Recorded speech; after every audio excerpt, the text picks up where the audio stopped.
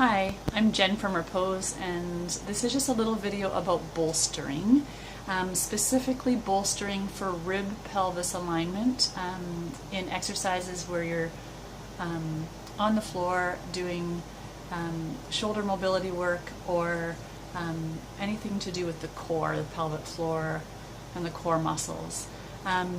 If you saw the hyperkyphosis video, I'm not going to come to the wall because I'll stand up and you won't actually be able to see my shoulders anymore. But if you saw the hyperkyphosis video where you stood against a wall and you brought your lower back ribs to the wall, and then you had to roll your head and shoulders forward, and you ended up,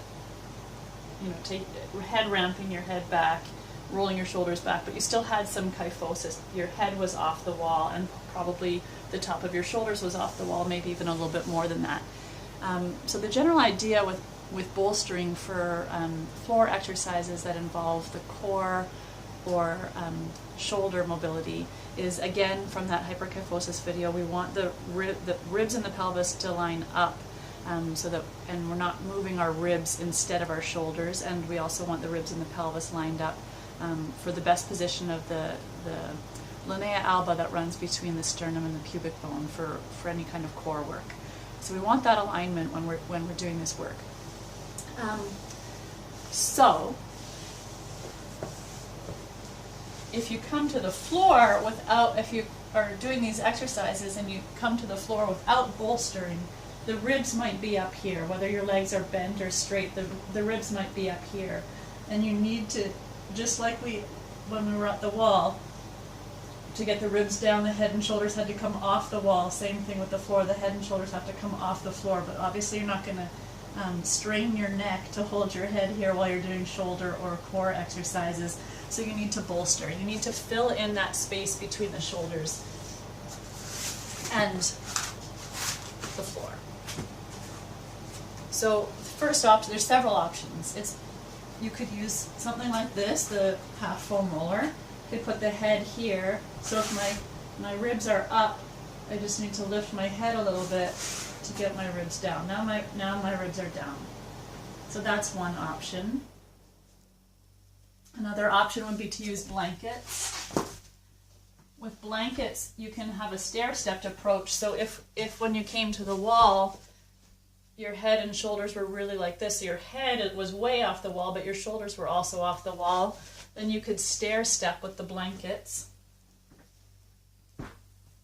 So I could have my shoulders maybe under one layer, my head might even be higher. I'm going to do this a little bit differently. My shoulders might be here, and then my head is a little bit here, like this, and you can kind of adjust it for you. You don't want to bolster your head and neck so much that you're actually bringing yourself into like head flexion. Sometimes what I see people doing is this.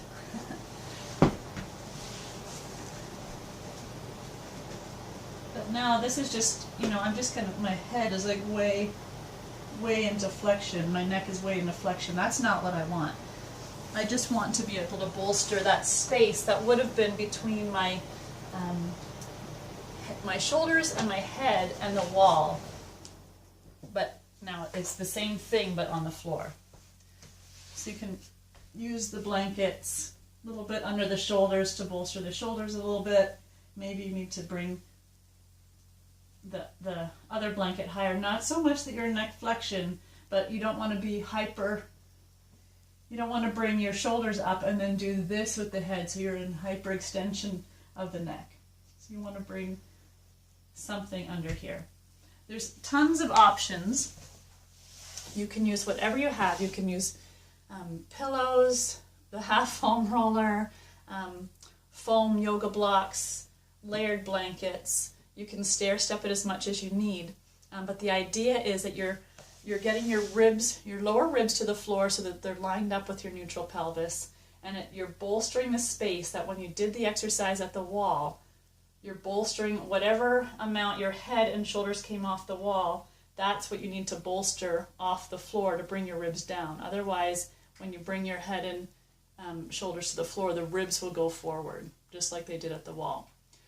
This is important for exercises, the kinds of exercises that you would do this. I'm just going to move these.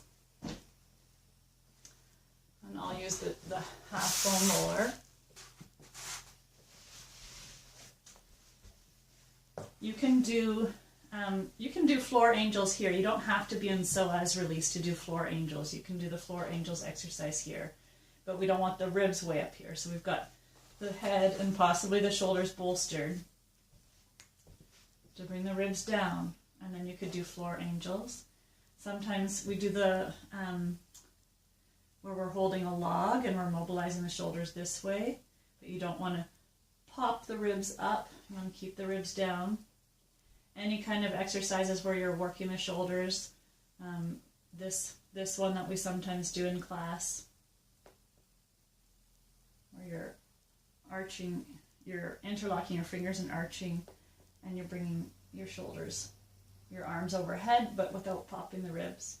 And then for core work, sometimes if we're doing any kind of pelvic floor and core awareness exercises where we're drawing the pelvic floor up, we don't want the ribs way up here, so we want to bolster so that the ribs are down.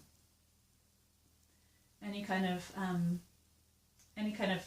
exercises where we're on the floor and working our core or mobilizing our shoulders.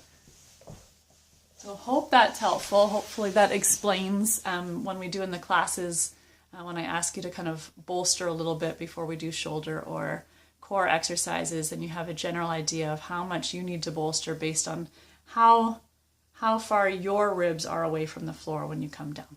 Okay, try it out.